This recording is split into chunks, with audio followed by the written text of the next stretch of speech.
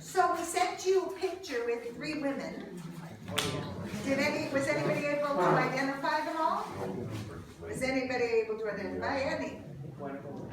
Oh, you're too clever, because you went and looked. Well, why not? Aha. How did you find them? Good point.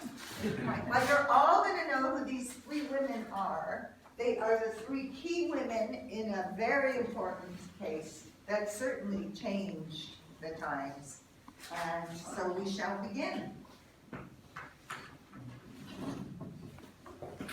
There's your 3 women: Linda Coffey, Norma McCorvey, Sarah Weddington. They're gonna keep coming up today, and you'll find out why. It's 1969, and we're gonna head to Texas.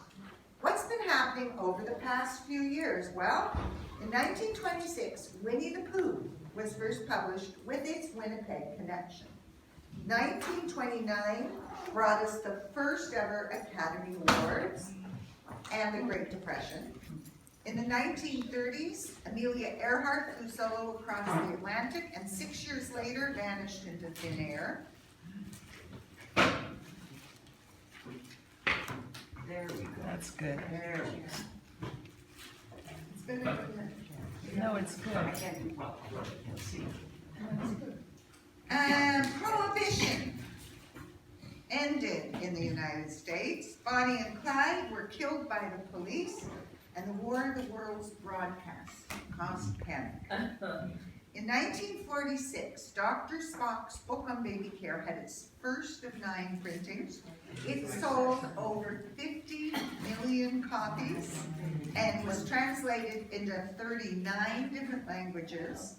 I was still using it in 1973 when my first child was born, and I just heard somebody on a radio interview yesterday talking about it in terms of parents and children, and he referred to it as the Bible.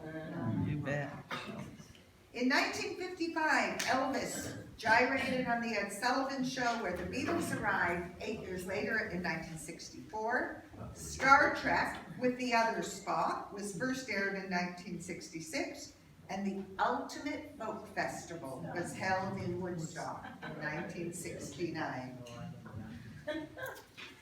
In this final lecture in our Great Trial series, we want to discuss an issue that actually never went to trial in a strict legal sense. It certainly went to trial in a religious, political, and cultural sense, and in every corner of the civilized world. In Roe v. Wade, in fact, Roe v. Wade was a legal test of the constitutionality of a state law in Texas, brought by 2 young, inexperienced women barely out of law school, and became a landmark Supreme Court decision that legalized abortion.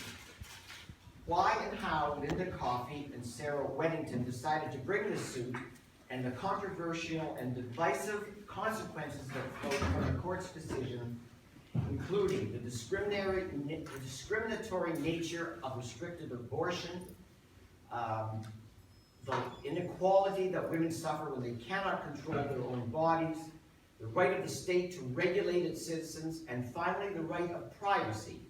All of these will be discussed because they all affect our society up to and including today. We will also have a look at Henry Morgentaler and how his actions regarding abortion and the responses to them have informed the Canadian viewpoint.